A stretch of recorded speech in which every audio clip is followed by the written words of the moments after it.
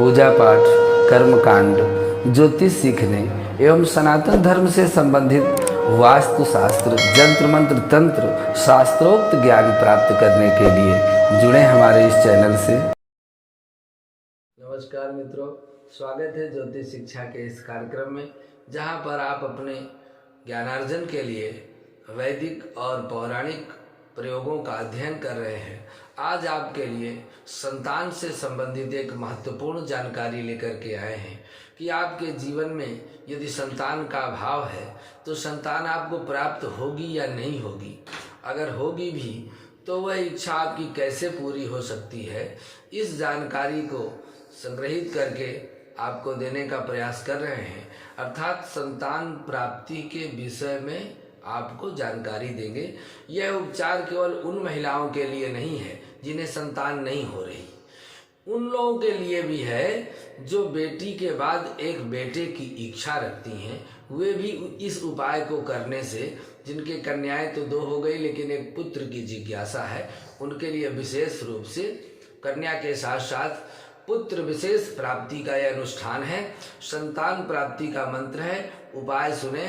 संतान प्राप्ति के इच्छुक जो महिला है वो प्रतिदिन स्नान आदि से निवृत्त होकर के 1 माह तक भगवान गणपति की एक मूर्ति बनावे मिट्टी की, और उसमें बेल का एक फल चढ़ावे। उसके बाद 11 माला इस मंत्र का नित्य जप करें। ओम पार्वती प्रिय नंदनाय नमः, ओम पार्वती प्रिय नंदनाय नमः।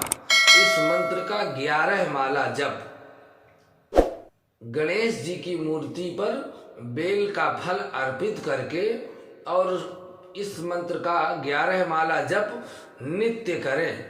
इस तरह से 41 दिन या 108 दिन लगातार करके अपने मनवांछित कन्या के बाद पुत्र की प्राप्ति कर सकती हैं।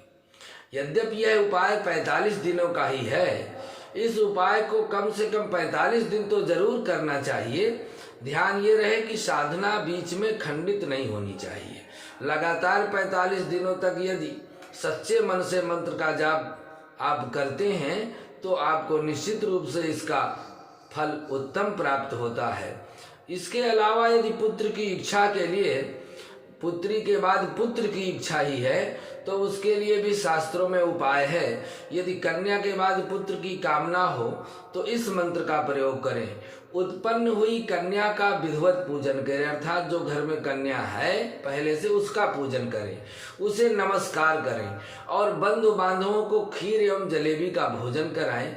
यह उपाय पुत्र प्राप्ति के योग को बनाता है, और इस कन्या पूजन से ही आपको कन्या के बाद पुत्र रत्न की प्राप्ति हो जाएगी। कन्या पूजन का विधान नवरात्रि में भी आप कर सकते हैं, या अन्य जैसे नवमी तिथि है, नवमम सिद्धदात्री च नव दुर्गा प्रकीर्ता, तो नवमी के दिन भी कर सकते हैं और कन्याओं का भोज करा सकते हैं। अगला उपाय यह है कि पीपल के वृक्ष से जुड़ा है। यह उपाय पति पत्नी और दोनों के द्वारा किया जाना है।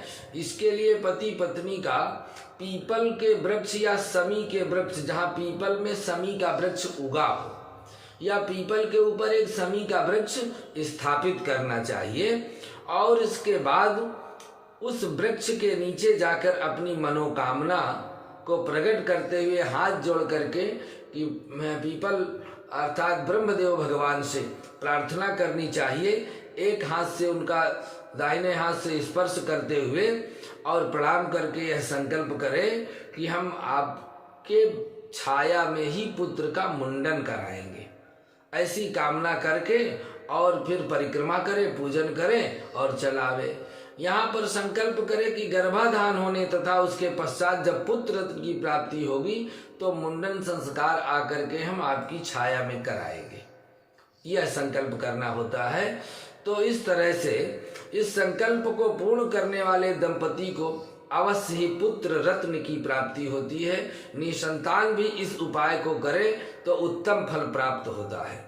एक और सुंदर सा उपाय है कि इसके अनुसार निसंतान स्त्री पुरुष हो, पुख्य नक्षत्र में असगंध की जड़ जब पुख नक्षत्र आवे तो अश्वगंध एक वृक्ष होता है, उसकी जड़ को उखाड़ करके लाना होता है और गाय के दूध में, सफेद गाय के दूध में घिस करके, पीस करके ऋतु काल में के उपरांत शुद्धता होने वाले दिन से उसको दूध और वह जड़ी को घिस करके पीना चाहिए।